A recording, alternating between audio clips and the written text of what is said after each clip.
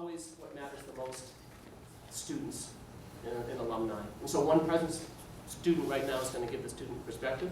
Mac Migel, come on now.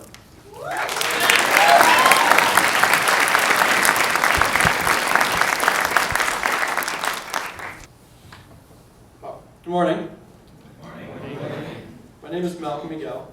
I'm a second semester senior. Some of you will get to know me as Mac. For those of you who don't see me all the time, you may get to know me as that guy who's surprisingly not a professor. And that guy who does actually go here. Just not on the weekends. As I look out at all of you, I remember back to 2008 when I first started at Landmark. Now, as a second semester senior, I have the privilege to speak to all of you at convocation, which is pretty neat. First up, let me tell you a little bit about how I got here. I started my academic career as a hopeful Division I athlete in Pennsylvania. That wasn't really meant to be. I was plagued by injury and very politely asked to leave after my first semester. When I came to Landmark in the fall of 2008, I arrived here feeling completely broken and like I had nowhere else to turn.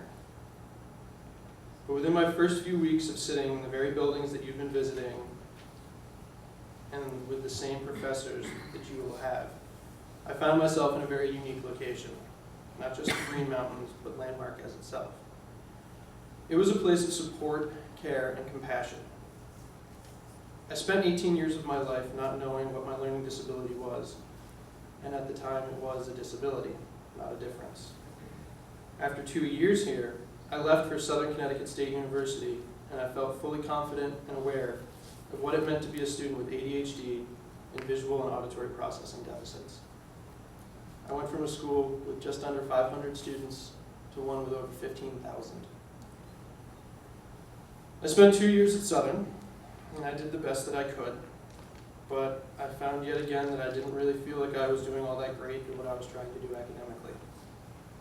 So I fell back in my old ways of playing sports, and I found myself in the realm of professional athletics. I played 2 years of professional rugby for the Connecticut Yankees, and then I spent a year afterwards coaching them. On September 26, 2013, something really horrible happened to me, and it changed my life forever. I fell from the top of a flight of stairs in my home for unknown medical reasons, and I woke up and I didn't know what had happened or where I was.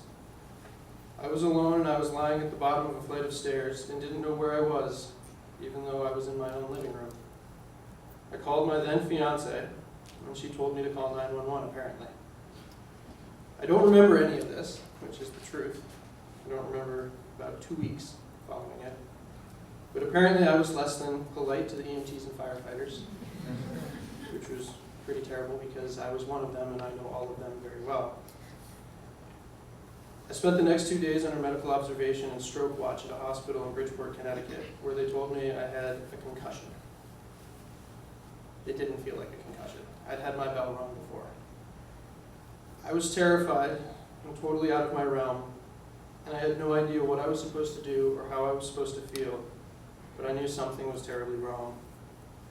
And after a few weeks of feeling this way, my wife and I decided to get a second opinion and then a third opinion. The third doctor told me I had a traumatic brain injury in my vestibular region of my brain. I wasn't able to dress myself, and I wasn't able to stand up without falling over, and I could barely keep my eyes open for more than 5 minutes at a time. And with that, I had to quit my job, give up my salary, and I had to medically withdraw from the college that I was barely attending. I was still only 6 months engaged. My then fiance, now wife, who those of you who live in Chumley and Bridges will get to know her cooking on Sundays, told me though that everything would be okay, even though we both knew it probably wouldn't be. I spent 6 months in rehabilitation where my wife led as my physical therapist. Both at home and in her clinic, she taught me how to put my pants on. That was a big one. How to stand still without doing this. And how to retrain my eyes to focus on something without shaking uncontrollably. Like I said, I had damage to the vestibular region of my brain, which helps with the motor control of your eyes and a sense of balance. At the time, I was sleeping 20 hours a day, wasn't eating much, and had lost contact with my friends that weren't able to visit, and felt like my world had come to an end. That's when I got the best phone call ever. A dear friend of mine at Landmark College, who had started his job the same day I started my first academic career here, Steve Stanley. Where are you, Stevie?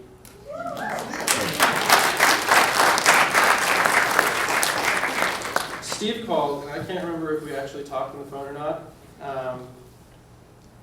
but he called, and the next day my wife reminded me of the conversation, and he said, there's a BA program starting at Landmark. Steve had no idea whether or not I had finished my degree, and I hadn't, clearly. And he had no idea that I had fallen, but he changed my life that day by calling. It's pretty crazy. I told my wife that I probably wasn't going to finish my degree anywhere else but Landmark, and that this was my best chance and my best hope. I was right. Because when I came back to Landmark, even though I was hesitant, because I didn't know if I was going to find the same place that I had left, much to my surprise and happiness, it was exactly the same. I saw the same familiar faces, minus a few. I miss Mary Doherty very much. She was really hard.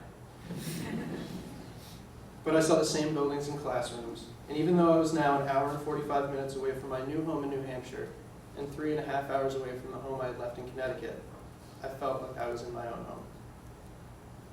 I entered the newly formed BA program at Landmark knowing that I was what my friends and I now call ourselves, guinea pigs. It was a brand new program. No one knew what was going to happen, but we had all the confidence in our professors and the academics at this place. They're pretty awesome at what they do. I didn't feel very confident, but I knew it was my best chance and the last place I was going to go to finish my degree. And at this point, man, I really wanted that stupid piece of paper.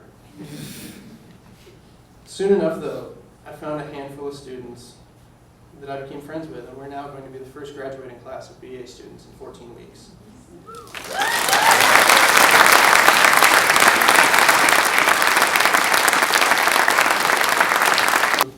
I see a fire in you guys that was reignited in me almost 2 years ago when I came back.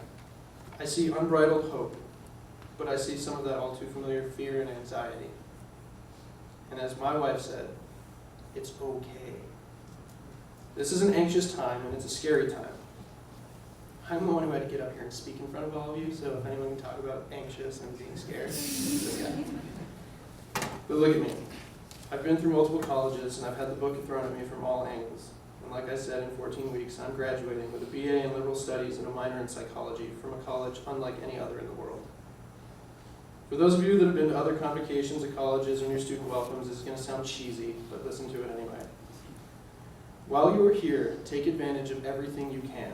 This is a one-of-a-kind place, and these are one-of-a-kind people.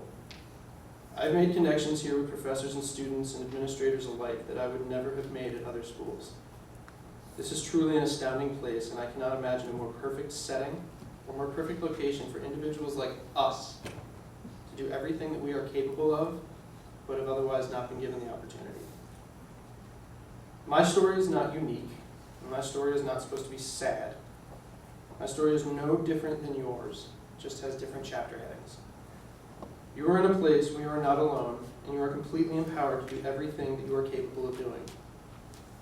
I wish you the best of luck, even though I know you won't need it.